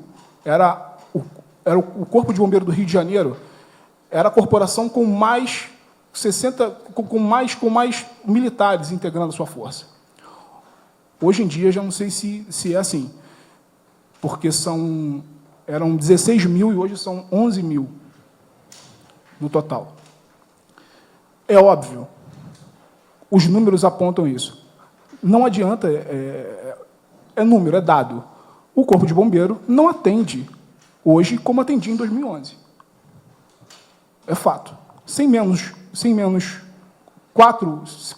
mil homens, não é possível fazer isso. E nós temos uma realidade no Corpo de Bombeiro que a gente conhece, não como os senhores, porque vivem isso há anos, e a gente não está aqui querendo fazer nenhum tipo de confronto. Mas a gente vê muitos militares oficiais fazendo serviço de soldados, e a gente tem a corporação numa pirâmide invertida. Em 2011, tinham 504 coronéis e pouco mais de 700 soldados. 504 coronéis. Em 2011, se não me engano, ou em 2012, eu não estou com esses dados aqui, mas era muito próximo o número de coronéis e o número de soldados. Era muito próximo. E a gente está querendo uma resposta, nós estamos correndo atrás, nós estamos batendo nas portas, nós vamos continuar batendo em todas as portas que forem necessárias. Se for debater, como a gente está fazendo um debate democrático aqui, é muito bom, a gente agradece a porta que foi aberta, mais uma vez. O nosso concurso ele é válido até 2018, em julho e agosto de 2018. Nós vamos continuar fazendo. E eu gostaria de fazer uma pergunta, deputado, se é possível colocar na prioridade, já que foi votado no Congresso Nacional esse acordo, se é possível colocar esse pleito como principal, como prioridade nas votações da Casa, já que é uma questão, o enfrentamento que a gente está tendo é esse, e a gente gostaria de respostas objetivas, É isso. ok? Eu agradeço. Deixa eu... que eu já tinha registrado aqui antes, a questão essa da inexistência das funções serem exercidas. Eu citei, eu via na Polícia Militar, na guarda do quartel, lá na porta do quartel, o sargento. As coisas foram ficando completamente, que eu digo assim, hierarquicamente ofensivas, porque a hierarquia não é só chamar de soldado, cabo, sargento, tenente, capitão, major, não. A hierarquia são as funções diferentes. Isso é que caracteriza o posto à graduação. Lembrando eu aqui da minha vida pessoal, na Polícia Militar, eu era major na 3ª seção do Estado-Maior, e todas as seções do Estado-Maior eram chefiadas por majores. Mas vários tenentes-coronéis sem função. Aí o comandante-geral da época, aliás, é uma frase que está lá na nossa academia, não é? Profissionais não se improvisam e o mando deve caber ao mais digno e competente. Eu tenho lutado para tirar aquela frase de lá, para deixar só: profissionais não se improvisam. O mando cabe ao superior hierárquico, numa corporação militar. É que o mando cabe ao mais digno e competente. Nós poderíamos ter, não é isso? Um major que olhe para o coronel e entenda que ele é mais digno e competente do que o coronel. E aí como é que fica? Então, estou dizendo isso por quê? Porque quando é uma opção, mas quando é uma necessidade, pela inexistência de quadros, mas eu entendi a sua observação, que é uma luta mesmo. Claro que é uma luta. O pessoal já ocupou as galerias, não é isso? A pressão sobre o presidente da casa para receber, para assumir aquela posição e articular em nome do Poder Legislativo. Quer dizer, você faz uma observação que eu também compreendo e acolho, de ver, quando ele diz, não é? Eu vejo o secretário de Segurança atual, Roberto Sá, dando entrevistas, falando na falta de efetivos. Eu vejo, o que ele está dizendo é que fica a sensação de que a própria instituição, através de seu comando, não manifesta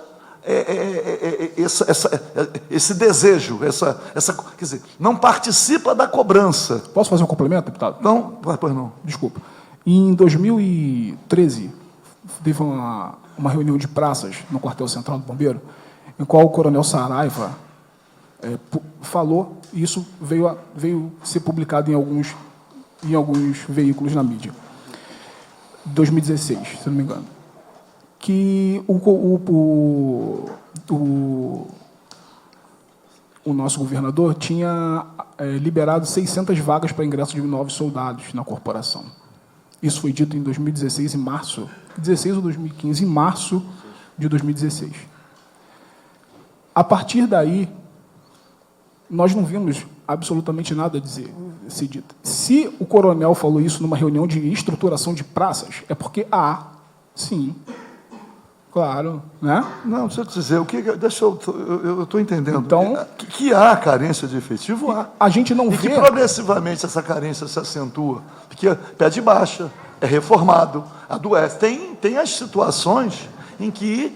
E quando... Porque, na verdade, então, para entrar por outro caminho, né? Só vou passar a palavra agora para o senhor, para dizer o seguinte, é claro que o ideal seria, olha bem, que houvesse uma normalidade. O que eu digo uma normalidade? Anualmente, concurso. As escolas funcionariam, teria uma coisa planejada e sendo implementada. Infelizmente, não chegamos a esse padrão. E aí o que acontece? Às vezes, eu já vi concursos para não sei quantos mil, e de repente fica um tempo sem concurso. Quer dizer, as coisas não tem, eu digo assim, as coisas não têm uma rotina, mas uma rotina, eu posso compreender quando diz assim, não tem manifestação do comandante em relação à carência de efetivo. Às vezes também, e eu já ouvi uma opinião assim, não quer também transmitir uma intranquilidade para a população. Fica, às vezes, internamente lutando para alcançar determinado objetivo e fica a impressão de que não está lutando porque não se manifesta. Mas o não se manifestar é para não causar também determinados sustos. Quer dizer, então, de qualquer maneira, vamos ouvir agora o coronel Valci, para ele... Senhor presidente, só um breve adendo, coronel, só uma dúvida. Em relação à PEC, que congela, porque o que mais nos aflige nesse momento, eu creio, é esse prazo de validade. É ver que teu sonho está com prazo de validade. Vamos entrar em junho, vai restar 1 ano da validade do nosso concurso. A PEC diz que iria congelar a validade dos concursos durante esse período de crise, devido à não possibilidade... Os concursos estão todos prorrogados, vamos usar essa expressão. Mas essa validade... Até nossa, ela quando? Não, é que, na verdade, deixa eu dizer também, claro que eu compreendo a ansiedade. Eu não queria tratar aqui, olha bem, até quando a Adriana me trouxe os dados, eu não quero tratar de nada que envolva o ano que vem, porque se a gente tratar de algo que envolve o ano que vem, automaticamente nós estamos já transferindo a nossa luta para o ano que vem. Nós queremos verificar aqui, hoje, primeiro, convém ao Corpo de Bombeiros a admissão do pessoal? É necessário? Está dito há 1 ano. É isso. Então, Isso está dito há 1 ano. É isso, já, tanto está dito que... Há 1 ano. Quando diz assim, nós é que lutamos, não, isso foi arrancado... Claro que é sempre assim mesmo. Claro que é. Mas, no momento de publicar, houve a participação de quem comanda. Não foi uma coisa assim, que estuprou a vontade do... Não, as coisas... E a pressão política é para isso mesmo, pô. É por isso que nós estamos aqui, para tentar encurtar o prazo. A bem da verdade, a reunião é uma tentativa de ajudar a encurtar o prazo. É isto que o nosso papel aqui é esse. Existe o vazio do efetivo, a corporação tem a necessidade, o concurso foi prorrogado, mas ele foi prorrogado para ele ser cumprido na medida do possível e o mais rapidamente possível. É esse o nosso esforço aqui. Coronel Clauci, por favor. Vamos lá.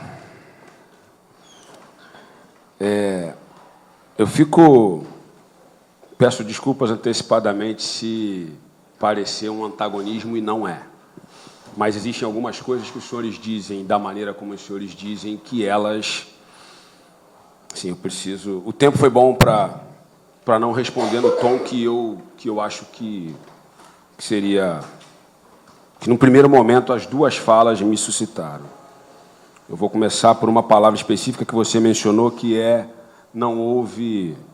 São 2 falas suas que precisam ser limitadas aqui. Não houve voluntariedade do comando do Corpo de Bombeiros, e a outra é dizer que você verifica outras instituições. Cada instituição tem a sua linha de ação administrativa, o procurador trabalha na Procuradoria-Geral do Estado, não é raro nós termos embates técnicos em que uma das duas partes sai vencida e nem por isso a gente diz que a Procuradoria-Geral do Estado isso ou aquilo. Né? A doutora Denise citou hipoteticamente que se nós encaminhássemos um processo... doutora, isso já aconteceu recentemente umas 2 ou 3 vezes. A primeira turma da Escola de Formação de Oficiais deste Corpo de Bombeiros, no formato de hoje, data de 1958. E, em 2018, nós não teremos, pelo menos é notícia de agora, ingresso para o primeiro ano do CFO. Não é um argumento bom para essa nossa conversa, soldado mandando em oficial, isso não é fato. Como disse muito bem o deputado, que tem, como ele lembrou, mais de 50 anos de vida militar, isso não tem como acontecer. Ele falou fazendo a função. O comparativo de número de coronéis e de soldados, ele tem uma afirmação, o número não é bem esse, e a realidade está mascarada. O Estado do Rio de Janeiro é o único estado do país que tem uma legislação que os seus futuros pares chamam de plano de carreira, em que cada nível hierárquico da carreira de praças tem um prazo de validade e independe de vaga no quadro. Então, meu déficit de 8.000 que os senhores apontam é porque eu tenho uma concentração nos outros níveis da carreira decorrente da passagem do tempo que gera isso. Né? O Estado do Rio de Janeiro, durante muito tempo, não teve política remuneratória para as instituições militares. E aí, de 2007 para cá, a gente tem uma leitura um pouco diferente disso, uma leitura de ascendente, que, infelizmente, é interrompida nessa circunstância que nós estamos discutindo aqui, de uma crise do país. Então, é muito triste para nós, não é uma escolha razoável, são quadros dentro da instituição que demandam, os dois demandam quantitativo, e nós chegamos ao limite de que ano que vem não teremos. Então, esses números, né, eles precisam ser lidos numa circunstância de franqueza do uso desses números. Né?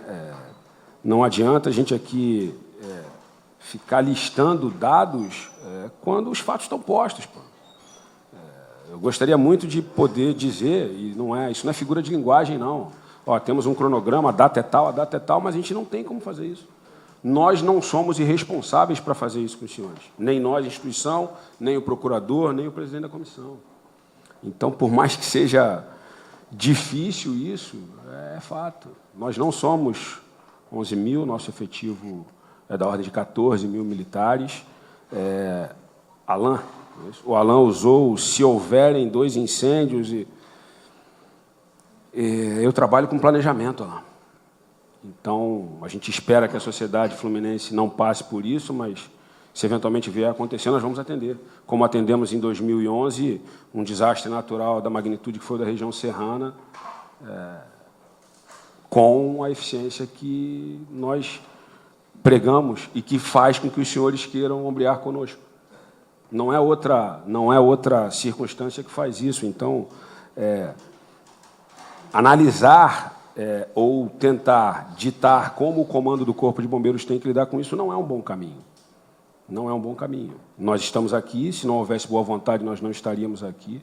Nós estamos aqui, eu mencionei na minha fala anterior que só na disposição física nós temos isso aqui.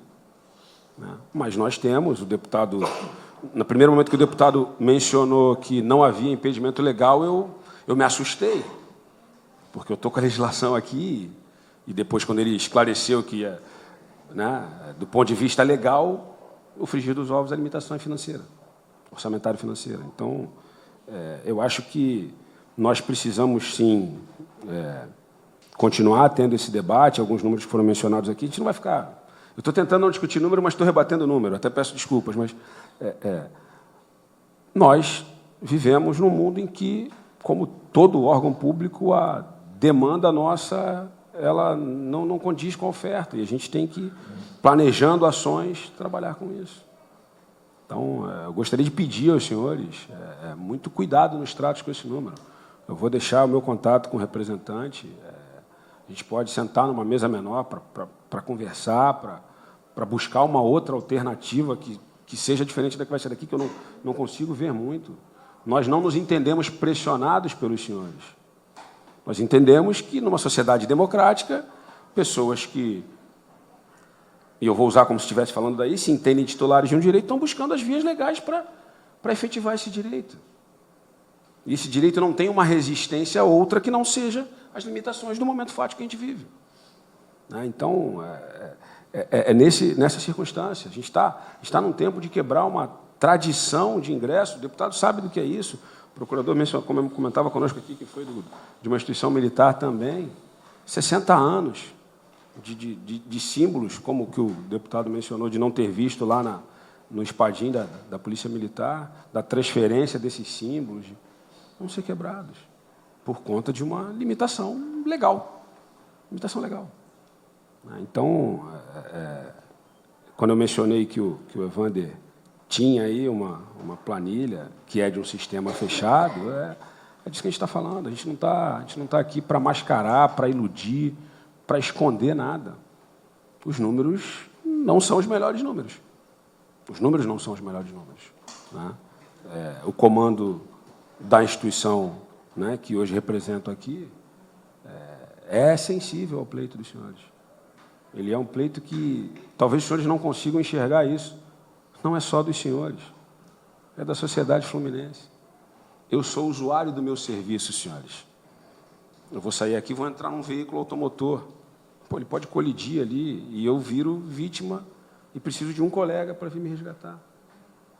Então, nós temos, sim, adotado medidas de otimização do nosso serviço para que a sociedade possa olhar para o senhor e entender assim, são, como eu mencionei, mais resultado. Último número que você menciona, mas se no momento do concurso já havia necessidade, na dinâmica de funcionamento de uma instituição militar, e isso é uma realidade de todas as instituições estaduais militares do Brasil, a gente tem o fluxo, o militar completa o tempo dele e vai, como disse o deputado aí, aposenta, tem o acidente, tem a fatalidade. Então, nós temos, sim, nós temos a demanda, o interesse, mas temos a limitação. Seria muito melhor estar aqui, podendo assinar aqui um cronograma. Nós temos vários processos de discussões parecidas com essa em tramitação no âmbito interno da administração, com essas limitações. A doutora foi muito feliz, só que não é uma hipótese, é um fato. É um fato. O Estado teve uma dificuldade para regularizar a situação do penúltimo grupo de cadetes ingressados. Foi superada também depois de uma longa caminhada do militar, do comando. Então, é isso que eu gostaria de... Vou deixar franqueado, vou deixar meu contato com os senhores.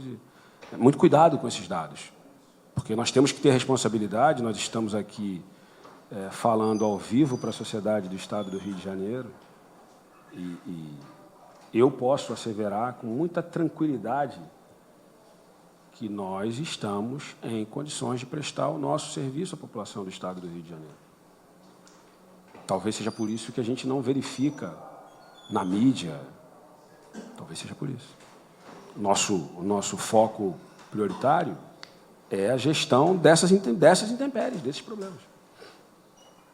E nessa gestão, esse assunto aqui é um assunto importante, senão nós não estaríamos aqui. Então, acho que é por aí, presidente. Presidente, o senhor me permite? Pois não. Juntando os esforços. Isso. E nesse sentido de juntar os esforços, presidente, o Alain mencionou da questão do prazo de validade do sonho de vocês, que é o sonho de qualquer concursando, efetivamente integrar a carreira. é importante ressaltar que a Assembleia Legislativa, salvo engano, no ano passado, editou norma que está em vigor, abrindo a possibilidade para que o Poder Executivo considere suspenso o prazo de alguns concursos. Então, esta norma está em vigor e é uma possibilidade, por exemplo, para os senhores, se a questão orçamentária se estender para além de uma margem razoável, há sempre a possibilidade, e aí, repetindo o que o presidente falou, não se quer postergar, iniciar a discussão com uma postergação, com já sinalizando a postergação do problema.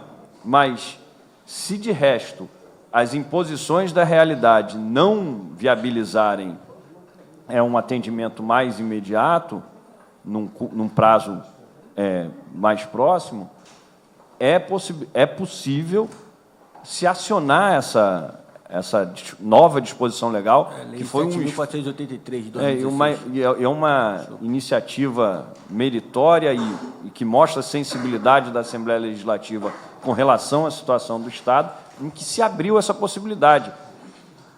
A discussão dessa norma já foi posta sob análise da Procuradoria-Geral do Estado em algumas outras ocasiões, e a Procuradoria-Geral do Estado sinalizou no sentido de reforçar, reiterar e efetivamente determinar a implementação, no caso concreto, das disposições emanadas do Parlamento Fluminense. Então, com relação a essa preocupação do prazo de validade, isso é uma preocupação que pode ser amenizada por essa possibilidade. Mas, como disse bem o presidente, nós temos que trabalhar no horizonte que a gente tem agora. Ninguém está propondo uma postergação a priori, mas sempre há essa possibilidade, e eu estou fazendo essa intervenção no sentido de tranquilizar os senhores de que esse prazo no ano que vem não é um prazo fatal e indisponível, como bem atentou a Assembleia Legislativa. Obrigado, presidente. Deixa eu dizer uma coisa, porque diz assim, é da discussão que nasce a luz, esse ditado. Me buzinou aqui no ouvido a Adriana que a emenda que prorrogou a validade dos concursos foi de minha autoria. Olha. Lei. Que a gente não memoriza, né? Que é tudo pressão. Isso é tão atuante que, às vezes, perde até... Para dizer o seguinte, só para fazer uma observação. Obrigado, tenho certeza absoluta. Olha aqui, veja como a discussão sempre é boa, não é isso? A intervenção do coronel Claucir, a última, foi tranquilizadora, num certo sentido. Quer dizer, apagando uma avaliação, que era uma avaliação inicial, e que foi registrada aqui, e que elimina esse sentimento de que, da parte do comando do Corpo de Bombeiros, não haja interesse em admitir os aprovados. Olha aí. Talvez, né, por isso que a discussão nasce à luz, se o coronel Claucir tivesse feito a intervenção que fez última, primeiro, não teria provocado também algumas reações. Mas eu quero dizer também que coronel Claucir, que eu depois quero me interessar sobre essa questão de não ter o concurso para oficiais. Ficar um ano sem turma. Isso tem que ter um trabalho lento, dá tempo para ver se isto não acontece. Porque eu me lembro que, às vezes, a gente vai discutindo as coisas e a memória... Eu me lembro que houve um concurso para a Polícia Militar, para a Escola de Oficiais, que foi um aprovado. Um. Eu falei, Me lembro que eu, na época, eu sempre fui, assim, muito atuante a partir da nossa entidade representativa, né? E eu fui no comandante-geral, que era um coronel do Exército, pegou mais um. Como é que vai funcionar a escola com um? Uma turma com um. Ele se comanda. E eu falei, se fosse lá no seu Exército, o senhor não faria isso. Como é que tem uma turma de um? Aí mobilizaram alunos de outros estados. Como é que vai justificar? Vai ter muito mais instrutores, mais não sei o quê, do que um aluno. Então, e é uma situação tão interessante que aquilo foi configurado, ficou um. E o um morreu depois. Não tem não tem turma naquele ano. O um ainda morreu. Para dizer o seguinte, como é que se diz? é a necessidade do planejamento. Para ter continuidade, não é isso? Diz assim, o Cefap ficou fechado 1 ano, não pode, pô. Existe. Então, agora, isso depende, aí tem que registrar isso. Isso rotineiramente não depende da vontade do comando. É uma política de governo, pô. É uma imposição. E quem está ali na administração, está na administração. O governador foi eleito para governar. Falei, e aí? De qualquer maneira, o que eu quero considerar importante no encontro de hoje, primeiro, é essa porta aberta. O meu Claudio diz, olha, vamos esclarecer os números, vamos tentar caminhar a partir da compreensão, a partir da soma das informações. Porque aí, agora, nós aqui na Assembleia Legislativa, não é ser, às vezes, fica olhando se é situação, se é oposição, não é isto, não. Não é isto. Ora, quem é que não vai torcer para o êxito da segurança pública? Quem é que não vai torcer para o êxito e tentar contribuir? Agora, se não houver a crítica, as coisas também não funcionam. Eu já contei esse caso aqui e vou registrar. Eu, há um tempo atrás, encontrei um companheiro da Polícia Militar na rua. Aí ele falou, praça, major, fiquei quase 31 anos na corporação e saí no exemplar comportamento. Nunca recebi nenhuma punição, nem advertência verbal. Aí eu brincando falei, mas também você nunca deu nenhuma opinião. Aí ele falou, nenhuma. E começou a rir. Nunca dei nenhuma opinião. Aí eu ri do meu assim, é por isso que está assim. Se tivesse dado opinião, talvez tivesse contribuído para né? E eu olhei para ele e falei, eu que fiquei inúmeras vezes punido, prisão nem conto. Mas não era para destruir nada, era uma natureza, era a luta travada ali, com um objetivo construtivo. Eu digo assim, diferentemente de... Eu não tive prisão profissional. A minha prisão não era sempre por algum ato que eu chamo assim quase de insubordinação, mas dentro do proposta. Antigamente tinha isso, não sei se hoje ainda tem, né? Tinha os documentos, proposta. Então, considerando, proponho. Considerando, proponho. Tenho lá, eu tenho um universo de... Às vezes, no considerando na proposta, tinha um desvio, aí pá! Levava um cacete ali. Eu estou dizendo o seguinte, a ansiedade de quem faz um concurso e que está em condições de ser aproveitado é muito grande. É muito grande. O sofrimento, eu digo isso, porque a gente convive com outros concursados, outros aprovados, outros... na administração como um todo. O sofrimento é muito grande, porque a barra está muito pesada aí fora. Está todo o desespero para... E ainda mais quando é o ingresso numa corporação que é valorizada. Então, o desespero fica muito maior. Muito maior. Isso aí não é simplesmente encontrar um canto para se encostar. Olha aí. Vou fazer aqui um estágio de passagem. Eu entro e pá. Que eu digo assim, eu conheço várias instituições em que o ingresso é como se fosse uma baldeação. Estou ingressando aqui somente para me segurar com alguma garantia, mas para depois... E isso não... diz assim, isso não acontece no corpo. Claro, pode acontecer. Mas a regra maior é entrar para permanecer. O que também é motivo de um compromisso até maior com esse direito que vocês conquistaram e estão lutando para que ele seja realizado. E é porque é um direito. É um direito. Então, eu não sei se mais algum quer usar da palavra, que eu vou caminhar para concluir Primeiro, dizendo que fica patente, com as responsabilidades que cada um tem, de que o Corpo de Bombeiros necessita completar o seu efetivo, como qualquer outra instituição. A complementação do efetivo é uma necessidade continuada. Não é só agora com vocês. É assim, se perguntar, quer realizar outro concurso? Tem recurso? Ah, quero. Claro que quer. A gente faz, eu participo aqui da Comissão de Educação. Vem lá os representantes do sindicato. Esse ano saíram tantos. Tem que ter concurso, porque o serviço público tem que ter continuidade. E quem realiza o serviço público é o servidor público. E o ingresso no serviço público tem que ser através do concurso. Aliás, estão tentando eliminar essa exigência.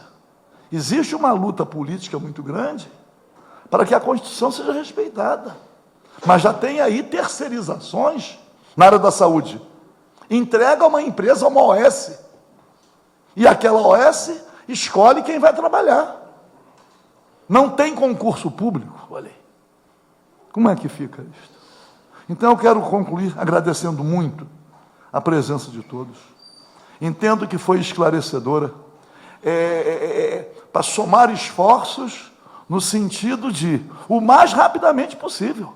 Estamos aí diante dessa luta, né, para a recuperação das finanças do Estado. Existem divergências em relação ao caminho para recuperar as finanças. Eu participo da corrente que entende que não é possível aumentar a contribuição previdenciária. Qualquer um que é consultado, que entende de cálculos atuariais, sabe que a contribuição de 11% já é uma contribuição que qualquer plano privado de saúde, de previdência, gostaria de ter. Contribuir com 11% chega a ser uma extorsão. Passar para 14% é uma agressão, além da extorsão. Então, tem aqueles que em cima do terrorismo, de que não tem outro jeito, senão não paga salário, isso não é verdade. 11% de contribuição, isso já representa um percentual elevadíssimo. Elevadíssimo. Passar para 14%. Ainda queriam colocar 8% de empréstimo. 22%, aliás, pegando os salários maiores. Dizer, olha aí, uma situação muito interessante. O próprio governador chegou a acusar os coronéis, falou da Polícia Militar, que são os responsáveis pelo déficit da Previdência. Ora, foi uma inverdade, mas o que tinha de verdade ali? Claro, na Polícia Militar, assim, temos que ter a renovação dos quadros. Aí diz assim, quem tem 28, sai como se 30 tivesse. Aí o cara vai embora. Não, é tenente-coronel? Assim, é tenente-coronel? Está com 30 anos? Está. Então faz o seguinte, queremos renovar os quadros. Assina para ir embora, é promovido a coronel e vai embora. A gente sai com 45 anos, 46, 47, aí depois é acusado de que se aposentou cedo. Quem propôs isto foi o governo. E aí como é que fica? Então nós vamos agradecer muito, especialmente aqueles que estão lutando por esse direito, que merecem toda a nossa atenção e todo o nosso reconhecimento. Agradecer ao Procurador do Estado, agradecer à nossa subsecretária de Fazenda e dizer aos comandantes aqui do Corpo de Bombeiros, não é, que essa manifestação última é aquela que nós devemos recolher, que vocês devem recolher, para saber que, não obstante alguns desencontros de informações, que já ficou, para evitar esses desencontros, já tem um caminho aberto. Já tem um caminho aberto. Para que nós possamos, o mais rapidamente possível, dar essa contribuição, para que o Corpo de Bombeiros, mesmo sendo uma contribuição ainda pequena, porque o vazio nos quadros é muito maior, mas que pelo menos essa etapa seja concluída, aproveitando a prorrogação do concurso, para realizar isto. Não podemos imaginar que vamos caminhar para 2018. É muito longe. Pô. A vida é uma só, cada um tem os seus compromissos, cada um tem as suas tarefas como cidadão e precisa ingressar na corporação, porque fez essa opção e garantiu esse direito no concurso, lutou, o concurso foi prorrogado. Então, para a gente, amanhã, ao invés de uma reunião, Coronel Claucílio e demais oficiais do Bombeiro, companheiros aqui, ao invés de ter uma reunião para lutar, para ingressar, vamos lá comparecer na formatura, uma festa de formatura, ingressaram, fizeram o curso e concluíram. Tá bom? Então, agradeço muito a presença de todos, vamos ver, troquem aí a comissão com o Coronel Claucir para buscar e dizer que, muitas vezes, algumas observações são feitas, não como uma espécie de desrespeito ou agressão, são feitas porque a indignação é muito grande. Tá bom? Então, está encerrada a nossa audiência pública. Muito obrigado a todos.